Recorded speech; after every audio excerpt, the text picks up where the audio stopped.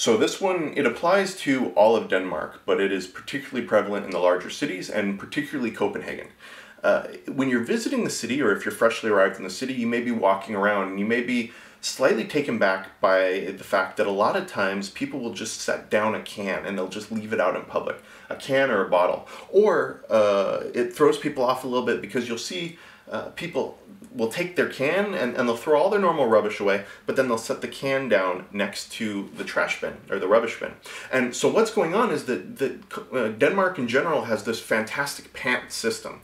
Where it's 1 to 2 kroner, so that's it's less with current exchange rates, but roughly 20 at its peak, like 20 cents per can.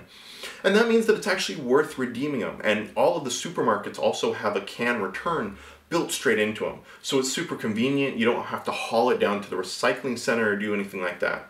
And what it means is that it's created a microeconomy within the cities where homeless folks, students, people that just want some extra cash, the elderly, basically anybody that wants to supplement their income or offset it, they will go and they will collect cans and they can turn those cans in and they can actually make a decent amount of money on an hourly basis, especially because you have an open container policy in the majority of Denmark. So it's not just Coke cans or Coke bottles.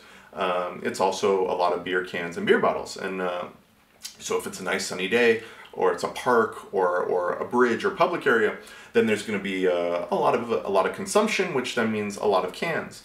But beyond that, it's a 24/7 thing, and so you'll see people fishing around in the trash cans and actually going and hunting for these cans. And then, of course, when people are being respectful and helpful, then they'll leave the can, out where it's visible along a major thoroughfare, and that can be a little bit iffy, just because then it's not always guaranteed it's going to get picked up right away, or you'll have one right underneath or beside the trash can, which is really cool. And there was actually this really neat initiative recently to modify the trash cans here in Copenhagen so that they have a little shelf where people could then set their cans, so that the people picking cans up could then come and grab them without digging around in the trash. So that ends up being a really intelligent policy and a really cool policy. And it's something where, I mean, for the first year or two, I knew that there was a Pant on the cans, but I didn't realize that it was actually significant enough to merit and to motivate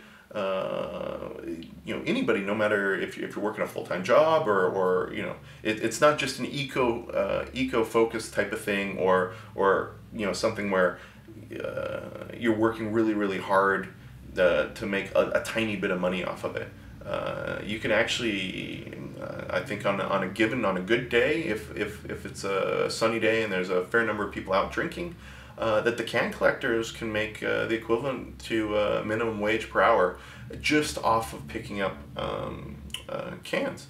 So really cool, really interesting approach to recycling. And it's not just cans, it's also all plastic bottles. And so there's actually 3 different classifications, A, B, and C. There might actually be a D, I'm not sure.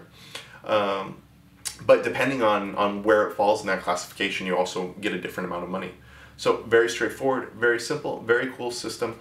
And that is why you will see people collecting cans as well as leaving cans out and about and next to the trash cans. So make sure you don't throw your cans away. Leave them where someone can get them.